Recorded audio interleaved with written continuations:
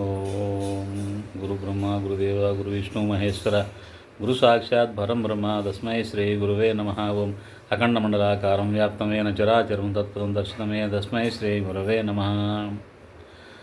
ఓం శ్రీ గురుభ్యో నమః. యూట్యూబ్ ప్రేక్షకులకు జ్యోతిర్విజ్ఞానం అందిస్తున్న పీఠిక ఏమిటంటే, ముఖ్యంగా నేను చెప్పేది ఏమిటంటే, ఎక్కువగా జీవితంలో వైవాహిక జీవితంలోనే చాలామంది ఇబ్బందుల పాలవుతున్నారు. ఒకరికి అవగాహన అండర్స్టాండింగ్ లేకపోవడం వల్ల చాలామంది విడిపోతున్నారని పోయిన భాగంలో చెప్పాను. ఇవాళ కూడా అదే చెప్తున్నాను. కారణం ఏంటంటే, ఒక కుజగ్రహము ఒక శుక్రగ్రహము తప్పనించి, అంటే కుజదోషము భ్రూషట్క దోషం, ఈ రెండు దోషాలు ఒక్కొక్కటి ఒక్కో రకమైనటువంటి వ్యవహారంలో వైవాహిక జీవితాన్ని విడగొట్టేస్తున్నాయి. ఏమాత్రము సర్దుకోని విధంగా మనస్పర్ధలు వస్తున్నాయి. అవగాహన లోపం కారణంగా చాలామంది విడిపోతున్నారు. చాలామందిని చూశాను నేను. ఎందుకు అలా విడిపోతున్నారు అనేది కొంతమంది చేస్తున్నారు. కుజదోషం ఉందనేటువంటిది కొంతమంది ఈ మధ్యలో చేస్తున్నారు. చేసినప్పటికీ అది కంప్లీట్గా పరిహారం అవుతుందా లేదా, మనం ఒక ట్యాబ్లెట్ వేసాము, వ్యాధి నివారణ అవుతుందా లేదా, తలనొప్పి వచ్చింది ట్యాబ్లెట్ వేసాము, తగ్గిందా లేదా చూసుకోవాలి కదా. అలాగే వీళ్ళు చాలామంది కూడాను ఏదో సిద్ధాంతం దగ్గరిపోతున్నారు, పూజలు దగ్గరిపోతున్నారు. మేము కుజదోషం చేయించామండి కానీ నివారణ అవ్వలేదు, విడిపోయారని నాకు చాలామంది ఫోన్లు చేస్తుంటారు. ఎందుకంటే నేను కుజదోషానికి భ్రూషట్క దోషానికి మాత్రమే నేను స్పెషలిస్ట్ను. నేను చాలామందికి దరిదాపు 35 ఏళ్ళ నుంచి కొన్ని వందల మందికి చేసుకుంటూ వస్తున్నాను. చేసిన తర్వాత మళ్ళీ ఏదైనా ప్రాబ్లం వచ్చినా నాదే గ్యారంటీ అని చెప్పాను. కారణం ఏమిటంటే, అండర్స్టాండింగ్ అనేది పోతుంది. కుజుడు ఎలాంటి వాడంటే చాలా తీవ్రమైన గ్రహం. కుజుడు ముఖ్యంగా 1 లగ్నస్థానము, 2 ద్వితీయ స్థానము, 3 చతుర్థ స్థానము, 4 సప్తమ స్థానము, 5 అష్టమ స్థానము, 6 దశమ స్థానము, 7 వ్యయస్థానము. ఈ 7 స్థానాలలో ఎక్కడ కుజుడు ఉన్నప్పటికీ తప్పకుండా వైవాహిక జీవితాన్ని బదులు కొట్టేస్తాడు. చాలామందిని చూశాను. కొంతమంది ముహూర్తాలు పెట్టేటప్పుడు నేను అడుగుతాను, కుజదోషం ఉంది కదమ్మా అంటే, మేము మా పంతులు గారు ఉన్నారండి, మా పూజారి దగ్గర మేము ఈ దోషాలు పరిష్కారం చేయించాం, పోయింది అని చెప్తారు. 2-3 నెలల తర్వాత మళ్ళీ ఫోన్ చేస్తారు. కీసులు ఆడుకుంటున్నారండి, కొట్లాడుకుంటున్నారండి, విడాకులు దాకా వచ్చినాయండి, కోర్టులోకి విడాకులు అప్లై చేశారండి అని చెప్తున్నారు. కారణం ఏంటంటే ఖచ్చితంగా కుజదోషమే. ఇంకో విషయం, కుజశుక్రులు ఎక్కడ కలిసినప్పటికీ ప్రమాదమే. 12 రాశులలో ఏ రాశిలో కుజశుక్రులు కలిసినా ప్రమాదం. అందులో కన్యా రాశిలోనూ కర్కాటక రాశిలోనూ కలిస్తే నా సామిరంగా ఇంకా సమస్య లేదు. నేను 100% నేను విడిపోవడం చూశాను. నేను స్థానాన్ని బట్టి, కుజుని యొక్క తీవ్రతను బట్టి వదిలిపోయిన వాళ్ళు, విడిచిపెట్టిన వాళ్ళు, చంపుకున్న వాళ్ళు, మందు పెట్టిన వాళ్ళు, తర్వాత సూసైడ్ వరకు వెళ్ళి చనిపోయిన వాళ్ళు నేను చాలామందిని చూశాను. ఆ ఉధృతాన్ని బట్టి, ఆ స్థానాన్ని బట్టి. అందువల్ల ఎట్టి పరిస్థితుల్లో కూడా ఈ మాంగలిక గ్రహం అనేటువంటిది, కొంతమంది చెప్తారు 10వ స్థానంలో దోషం లేదు. 10వ స్థానంలో దోషం ఉండాలని సూసైడ్ చేసుకొని చనిపోయిన వాళ్ళని నేను చూశాను. తర్వాత కుజశుక్రులు కలిసి కన్యలో ఉన్న వాళ్ళని సమస్య లేదు. కన్యారాశి చాలా తీవ్రమైనటువంటిది. స్థానంతో సంబంధం లేకుండా కన్యారాశిలో కుజుడు ఉంటే కుజదోషం వచ్చి విడిపోయిన వాళ్ళని నేను చాలామందిని చూశాను. పెళ్లి చేసి అమెరికాకు పంపిస్తే 2 నెలలు తిరగకుండా వెనక్కి వచ్చిన వాళ్ళని నేను చూశాను. తిరిగి నేను మళ్ళీ ఇక్కడ ఆ దోష పరిష్కారం చేసి చాలామందిని పంపించాను. చాలామందిని కలిపానండి. కుజదోషం వచ్చి విడిపోయి పిల్లలు అయిన తర్వాత కోర్టులో విడాకులు అప్లై చేసుకున్న వాళ్ళను కూడా నేను చాలామందిని కలిపి పంపించాను. అది నా ధర్మం. నాకు వంశపరంపరాగతంగా తాళపత్రాల ద్వారా ఉన్నటువంటి వ్యవహారాన్ని ఎవరికీ ఇవ్వకుండా నేను ఒక్కనే చేసుకుంటూ వస్తున్నాను. నేను ఒక్కనే, అసిస్టెంట్ కూడా తీసుకుపోను, ఒక్కనే తీసుకుపోతాను, చేసుకుంటాను, వస్తాను. ఏదైనా ప్రాబ్లం వస్తే సమాధానం నేను చెప్తాను. అందువల్ల ఈ 7 స్థానాలలో ఎక్కడ ఉన్నప్పటికీ ఖచ్చితంగా కుజదోషమే. తర్వాత భ్రూషట్క దోషం కూడా చాలా ప్రమాదమే. భృగు అంటే శుక్రుడు. శుక్రుడు లగ్నరీతి 6వ స్థానంలో ఉంటే మాత్రం తప్పకుండా శుక్రదోషం వస్తుంది.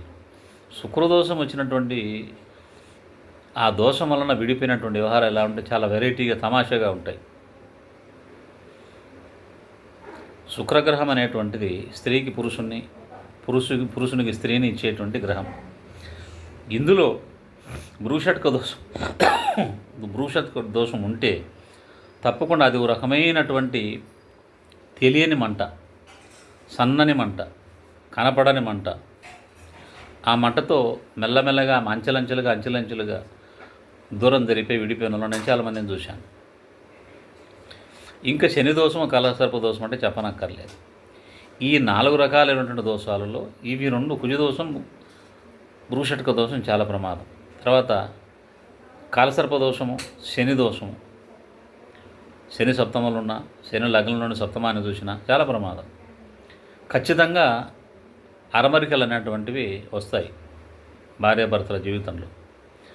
అందులో నేను చెప్పేది ఏమిటంటే, దయచేసి 10వ స్థానంలో ఉన్నప్పటికీ స్థానాన్ని బట్టి, 10వ స్థానం కర్కాటకం అయిందనుకోండి, 10వ స్థానం అయినప్పటికీ వాడు మిమ్మల్ని వదలడు.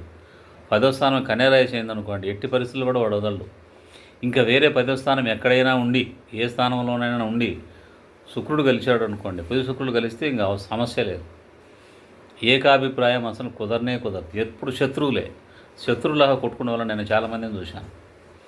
అందువల్ల చాలామంది విడిపోతున్నారు. దయచేసి నేను చెప్పేది ఏమిటంటే, ఇలా ఇంత కష్టపడి వ్యయ ప్రయాసాలకు వచ్చి వివాహం చేసినటువంటి జంటలు విడిపోతుంటే పెళ్లి చేసినటువంటి తల్లిదండ్రులకు ఎంత బాధాకరంగా ఉంటుందో ఆలోచించి. అవన్నీ వాళ్ళకు పట్టవు. తేడా వచ్చింది, వీడు కాకపోతే ఇంకోడు, ఈ అమ్మాయి కాకపోతే ఇంకొక అమ్మాయి అయిన ధోరణిలో ఉన్నారు ఇప్పుడు పిల్లలంతా. ఈ ధోరణి అనేటువంటిది మంచిది కాదు. ఇది మంచిది కానే కాదు. ఈ అమ్మాయిని వదిలిపెట్టి ఇంకొక అమ్మాయిని చేసుకున్నావు, ఆ అమ్మాయి మాత్రం కరెక్ట్గా ఉంటుందని గ్యారెంటీ ఏమిటి అని అడిగేవాళ్ళు ఉన్నారు. కానీ దోషం తీసేస్తే అక్కడికి పోతుంది. ఒకసారి తగిలిన మంట మళ్ళీ తగలదు కదండి. చాలామంది అడుగుతారు, ఈ అమ్మాయి పోతే ఇంకొక అమ్మాయి, అందరు అట్లాగే ఉంటారటండి? లేదు. దోషాన్ని ఉపసంహరణ చేయాలి. దోషం ఉపసంహరణ చేసిన తర్వాత పెళ్లి చేస్తే బ్రహ్మాండంగా ఉంటుంది. నా అంతటి నేను చాలామందిని విడాకులకు అప్లై చేసి వచ్చిన వాళ్ళని కూడా నేను కలిపాను. అందువల్ల దయచేసి పిల్లల జీవితాలు పెద్దల యొక్క బేసిశాలకు పోకుండా మాట పందిపులిచి దాన్ని దగ్గర కూర్చొని సముదాయపరచకుండా మీరు ఆజ్యం పోస్తే మాత్రం వాళ్ళ జీవితాలు వృధా అయిపోతాయి. అందుకనే ఇందులో నేను చెప్పాను, 35 ఏళ్ళ నుంచి కొన్ని వందల మందికి చేస్తూ వస్తున్నాను. ఏదైనా తేడా వస్తే మళ్ళీ నేను దానికి పరిష్కారం చేసి చూపిస్తాను. నాదే బాధ్యత. కానీ ఒకటి నమ్మి రావాలి. చాలామందిని చూశాను నేను. అమెరికా నుంచి, కెనడా నుంచి, ఆస్ట్రేలియా నుంచి కూడా పారిపోయి వచ్చిన వాళ్ళని చూశాను నేను. కొట్లాడుకొని అక్కడ తల్లిదండ్రులు ఉండరు, ఇద్దరు ఏకాకిగా జంటలుగా ఉంటారు. ఒకరికొకరు చిన్న మాట మీద తుల్లిపడి కొట్లాడుకొని రిటర్న్ వచ్చిన వాళ్ళు నేను చాలామందిని చూశాను. రీసెంట్లీ ఒక అమ్మాయి అట్లాగే వచ్చింది. బీడీఎల్లో సెక్షన్ ఇన్ఛార్జిగా పనిచేస్తున్న ఆయన కూతురు అమెరికాలో ఉద్యోగం వచ్చింది, పెళ్లి వెళ్ళిపోయారు. 2 నెలలు అయిన తర్వాత ఇంటికి వచ్చింది. ఏమమ్మా అంటే, నువ్వు వద్దంటే నువ్వు వద్దు అనుకున్నారంట. ఏదైనా మామ బొమ్మలాట మాదిరి. ఇలా నువ్వు వద్దంటే నువ్వు వద్దు అనుకొని రావడం వలన ఆ అమ్మాయి విడాకులు తీసుకొని విడాకులు ఆట రాసి మొహాన్ని కొట్టేసి నేరుగా హైదరాబాద్ వచ్చేసింది. నన్ను వాళ్ళ నాన్నగారు పిలిస్తే వెళ్ళాను నేను. ఎందుకమ్మా అలా జరిగిందంటే, జస్టే మాట అనుకున్నామండి, కోపడి వచ్చేసినామండి. ఇలాంటి రకరకాల వ్యక్తులను చూశాను నేను. మగవాళ్ళని చూశాను, ఆడవాళ్ళని చూశాను. ఎవరు తక్కువ లేరు ఇంట్లో. కానీ ఎక్కువ తక్కువలో మనం ఎక్కడ చూడాలంటే గ్రహదోషంలో చూడాలి, గ్రహస్థితిలో చూడాలి. ఎవరి జాతకంలో దోషం ఎక్కువగా ఉంది,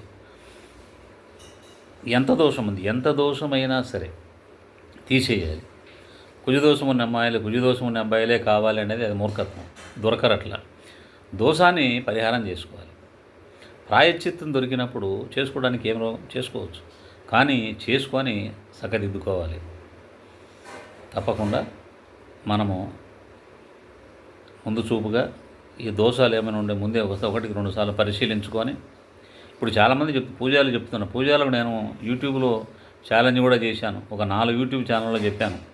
వనితలో చెప్పాను, సుమన్ టీవీలో చెప్పాను, ముద్రా డివోషన్లో చెప్పాను, వేగా డివోషన్లో చెప్పాను.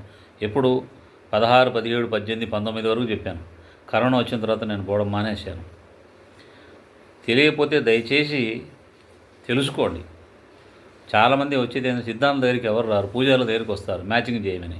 మీరు చేసేది ఏమిటి? మ్యాచింగ్ చేసి ఈ నక్షత్రానికి ఆ నక్షత్రానికి పొంతన కుదిరింది, 18 గుణాలకు పైన వచ్చాయి, నాడి దోషం లేదు, షష్టాష్టకాలు పెళ్లి చేస్తామంటారు.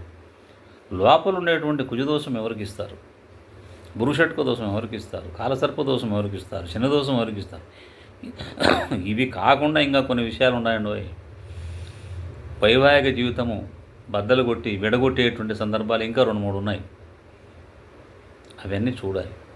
చూసి దయచేసి పెద్దల విఘ్నతతో 1కి 2 సార్లు ఆలోచించి సరైనటువంటి అవగాహన కలిగినటువంటి పంతుల దగ్గరికి మ్యాచింగులు చేయించుకొని దోష పరిహారాలు చేయించుకొని ఎవరి ₹1 కోటి, ₹2 కోట్ల ఖర్చు పెడుతున్నారు. స్వల్పంగా ఒక 20,000, 10,000 ఖర్చు పెట్టి ఆ దోషం తీయించలేరంటండి. ఇది తప్పు. అందువల్ల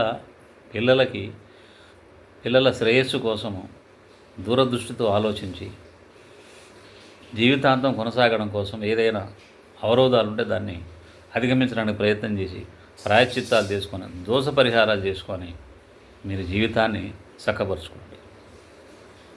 ఏమండి? ఏమైనా ఇందులో అనుమానాలు ఉంటే, ఎవరైనా అలాంటి వాళ్ళు ఉంటే దయచేసి నా నంబర్కు మీరు ఫోన్ చేయండి. నన్ను సంప్రదించండి, నేను చెప్తాను. ఏమండి? నమస్కారం.